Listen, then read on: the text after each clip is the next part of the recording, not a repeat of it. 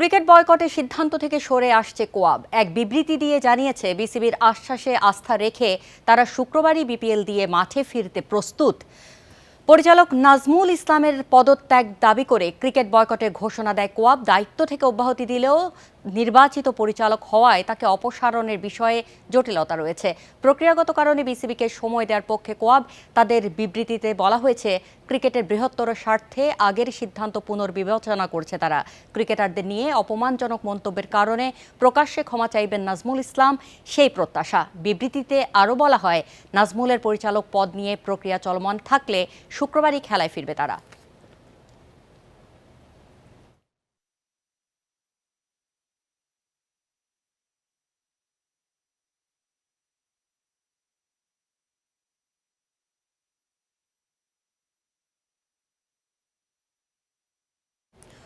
BPL franchise মালিকরা, BCB সভাপতি এবং কোয়াব ত্রিপক্ষীয় একটি আলোচনা হয়েছে সন্ধ্যা থেকে। যে আলোচনার ফলাফলের জন্য আমরা অপেক্ষা করছিলাম, সরাসরি চলে যাচ্ছি সেখানে আছেন সহকর্মী কামরুল ইসলাম।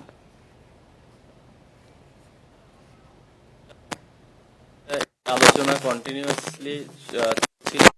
কালকে অনেক রাত পর্যন্ত মিঠু ভাইদের সঙ্গে আমরা বসে আলোচনা করেছি। আজকেও সারাদিন বিভিন্ন বিষয় নিয়ে ওনাদের সঙ্গে আমাদের বিভিন্ন সময় কথা হয়েছে। আপনাদের সাথেও আমরা প্রেসে কথা বলেছি।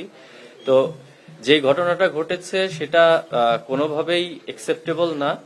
ইভেন আমরাও এখনো অ্যাকসেপ্ট করি না সেই বিষয়টা, এবং আমরা কোনোভাবেই এটাকে সাপোর্ট করি না। আমরা এখানে এসে বোর্ডের মিঠু ভাই, আমাদের প্রেসিডেন্ট, তারপরে হচ্ছে বোর্ডের আদার্স ডিরেক্টর ছিল, আমাদের বিপিএল এর টিম ওনারগুলা ছিল, সবার সঙ্গে বসে আমরা একটা জিনিস ওনারা কনফার্ম করেছেন, কারণ যেটা আমরা কন্ট্রোল করতে পারি সেটাই আমরা কন্ট্রোল করতে পারি। তো জিনিসটা হচ্ছে, এখন বর্তমান যে সিচুয়েশন, ওনাকে যেহেতু রিচ করা যাচ্ছে না, ওনারা আমাদেরকে কথা দিয়েছেন ওনাকে as early as possible reach করে আমাদের যেই দাবি সেটা ওনারা যত তাড়াতাড়ি সম্ভব পূরণ করবেন, এবং ওনারা আমাদের যে চাওয়াটা ওনাদের প্রসিডিওর অনুযায়ী অ্যাজ আর্লি অ্যাজ পসিবল ওনারা এটা কমপ্লিট করবেন। এবং আমাদের আদার্স যে বিষয়গুলো ছিল, যেগুলো নিয়ে আপনাদের সাথে কথা বলেছিলাম, বিভিন্ন ইস্যু, ঢাকা লিগ, মেয়েদের বিষয় নিয়ে বা ফিক্সিং রিলেটেড যে বিষয়গুলো নিয়ে, এই বিষয়গুলো নিয়েও আমাদের কথা হয়েছে। ওনারা আমাদেরকে আশ্বস্ত করেছেন এগুলা কোনো কিছুই ওনারা লাইটলি নিবেন না, সবকিছুই খুব গুরুত্ব সহকারে অ্যাজ আর্লি অ্যাজ পসিবল শুরু করবেন। এবং আমরা কেউই ক্রিকেটের ঊর্ধ্বে না, আমরা সবাই ক্রিকেটের মঙ্গল চাই। আমরাও চাই মাঠে খেলা হোক। আমরা প্রতিনিয়ত আপনাদেরকে বলেছি আমরা খেলতে চাই, আমরা কোনোভাবেই না খেলাটা আমাদের কাম্য না। তো আমরা ক্রিকেটের ইন্টারেস্টে আমরা কালকে থেকে আবার মাঠে খেলা শুরু করছি, এবং ক্রিকেট বোর্ডের সঙ্গে আমাদের একটা হেলদি ডিসকাশন হয়েছে। ওনাদের এবং আমাদের কথোপকথনের মাধ্যমে একটা জায়গায় যে পৌঁছতে পেরেছি, যেটাতে আমি এবং আমার প্লেয়ার, কোয়াবের যে মেম্বার এবং প্লেয়ারদের পক্ষ থেকে যারা এসেছিল সবাই সেটা একসেপ্ট করেছে। Thank you. এখন একজন একজন করে বলেন।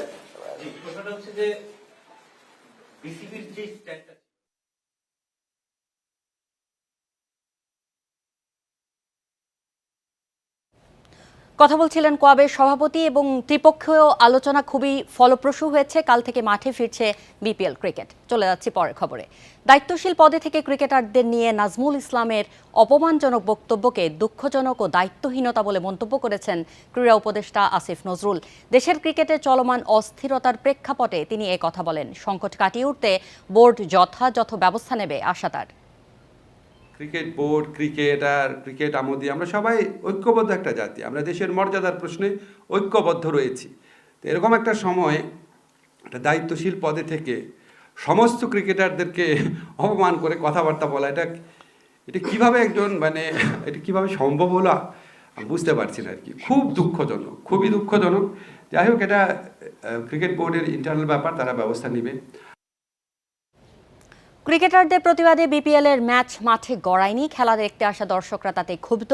মিরপুরে বিসিবির সামনের রাস্তা অবরোধ করে প্রতিবাদ জানায় তারা। এক পর্যায়ে ভাঙচুর চালায় পরিস্থিতি নিয়ন্ত্রণে আনতে সেনাবাহিনীর সদস্যরা ছিল তৎপর। বিক্ষুব্ধ জনতাকে ছত্রভঙ্গ করে দেয় তারা। বোর্ড পরিচালকের বিরুদ্ধে ক্রিকেটারদের দ্বন্দ্বে খেলায় বিরূপ প্রভাব পড়ছে। সংকট দ্রুত সমাধানের দাবি দর্শকদের।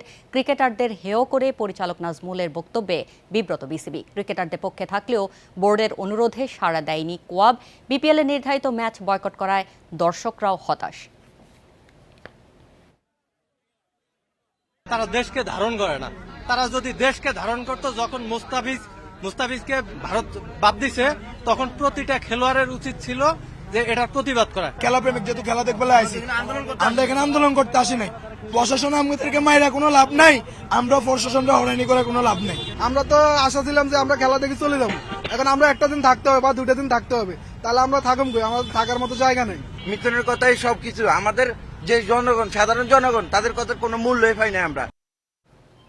এ নিয়ে বিস্তারিত আলোচনা করতে আমার সঙ্গে যোগ দিচ্ছেন সহকর্মী মাজহারুল ইসলাম। মাজহার, একটা ভালো খবর দিয়ে আপনার সাথে আলোচনা শুরু করতে চাই। বিপিএল মাঠে ফিরছে কাল। কোয়াব, বিপিএল গভর্নিং বডি এবং ফ্র্যাঞ্চাইজি মালিকদের সঙ্গে আলোচনায় একটা ফলপ্রসূ সমাধান হয়েছে, সেটা নিয়ে আপনার মন্তব্য জানতে চাই।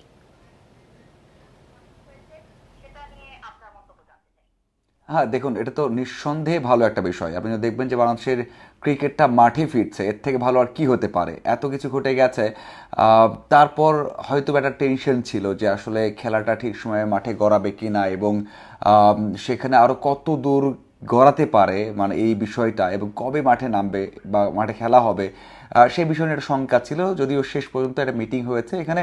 আর মাথায় রাখতে হবে, শুধুমাত্র ক্রিকেটার নন, এখানে বোর্ড সাফার করতো। অন্যদিকে যারা ফ্র্যাঞ্চাইজি রয়েছেন, এমনটা নয় যে তারা ক্রিকেট বোর্ডের সাথে সবসময় কাজ করেছেন।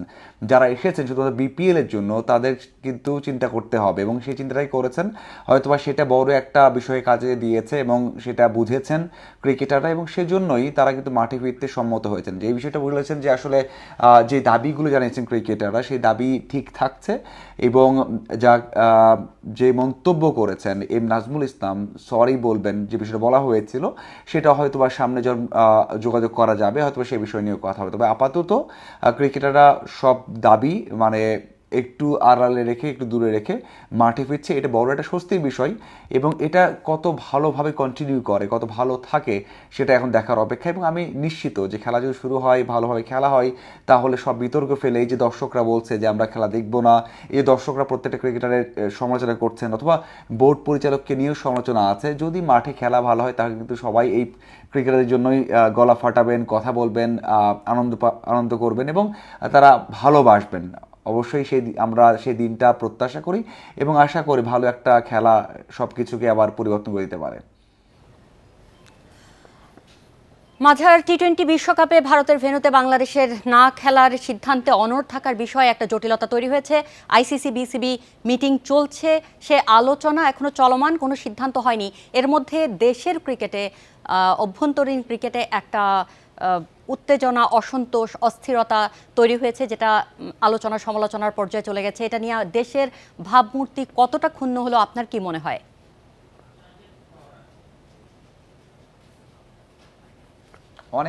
অনেক হয়েছে আমার মনে হয়।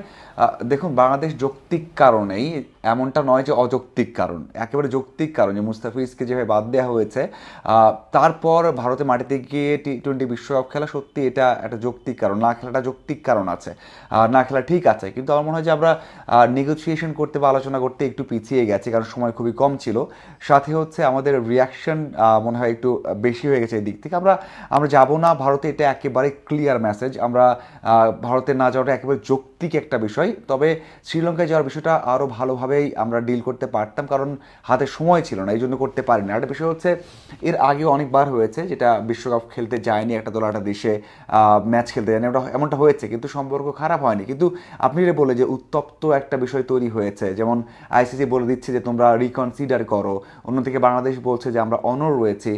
এই ক্ষেত্রে একটা মনে হয় ক্রাইসিস তৈরি হয়েছে। যদিও এখন দেশের অবস্থা এবং মুস্তাফিজ ইস্যুর পর এটা হয়তো বা একেবারে অস্বাভাবিক নয়, তারপরেও আমার মনে হয় বিশ্বকাপটা অনেকটা জটিল হয়ে গেছে, কারণ সময়টা খুবই কম। 20 দলের টুর্নামেন্ট, সেখানে 19 দলকে ম্যানেজ করতে হবে, হাতে আর 19 দিন নেই, মানে 19 দিনের একটু বেশি আছে।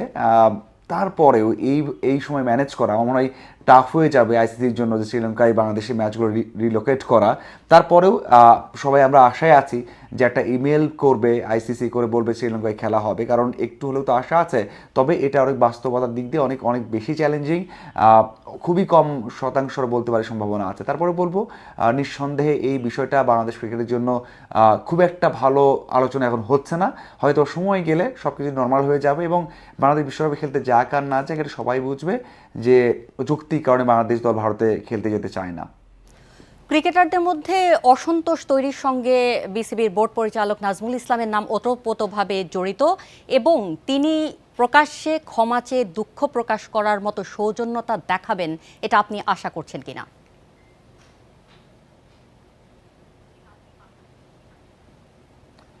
দেখুন, বিষয়টা অনেক অনেক বেশি জটিল হয়ে গেছে। আমরা সবাই জানি যে ক্রিকেটের যারা আমরা কাজ করি, বিশেষ করে দীর্ঘদিন কাজ করেছে, আমরা সবাই জানি যে আসলে এখানে ক্রিকেটারদের নিয়ে অনেক সময় অনেক মন্তব্য হয়েছে। এমন মন্তব্য কেউ কখনোই করেননি, মানে কেউই কখনোই করেননি। এই জন্য সবার তো অবশ্যই খারাপ লেগেছে, ক্রিকেটাররাও খারাপ লেগেছে। তারাও বলেছেন যে যে টাকাটা বাংলাদেশ ক্রিকেট বোর্ডের কাছে আছে বা ইনকাম করা হচ্ছে। আপনাকে অনেক ধন্যবাদ আমাদের সঙ্গে যুক্ত হওয়ার জন্য। সাফ ফুটসালের অভিষেক রাঙিয়েছে বাংলাদেশ নারী দল। ভারতকে ৩-১ গোলে হারিয়ে মিশন শুরু করলো লাল সবুজ। জোড়া গোলে আলো কাড়েন অধিনায়ক সাবিনা খাতুন। বুধবার ছেলেরা ভারতের সঙ্গে ৪-৪ গোলে ড্র করে, নারী দল অবশ্য দাপট দেখিয়েছে। ব্যাংককে ম্যাচের প্রথমার্ধে 2 গোল করে নিয়ন্ত্রণ নেয় বাংলাদেশ। জাতীয় দল থেকে বাদ পড়া সাবিনা ফুটবলের সংক্ষিপ্ত ফরম্যাটেও তার দক্ষতা প্রমাণ করেছেন। 2টি গোলই অ্যাসিস্ট কৃষ্ণা রানীর। গোল করার পাশাপাশি রক্ষণেও অবদান রাখেন সাবিনা। দ্বিতীয়ার্ধে ভারত খেলায় ফেরার চেষ্টা করে, গোলরক্ষক ঝিলিক বাঁচিয়েছেন বেশ কয়েকবার। লাল সবুজের পক্ষে তৃতীয় গোলটি করেন সুমাইয়া। শেষ দিকে 1 গোল শোধ দেয় ভারত। এই ছিল আজকের যত খেলা। ইন্ডিপেন্ডেন্ট টেলিভিশনের সব খবর বিস্তারিত জানতে চোখ রাখুন ফেসবুক, ইউটিউব ও এক্সে। আমন্ত্রণ পরের আয়োজন।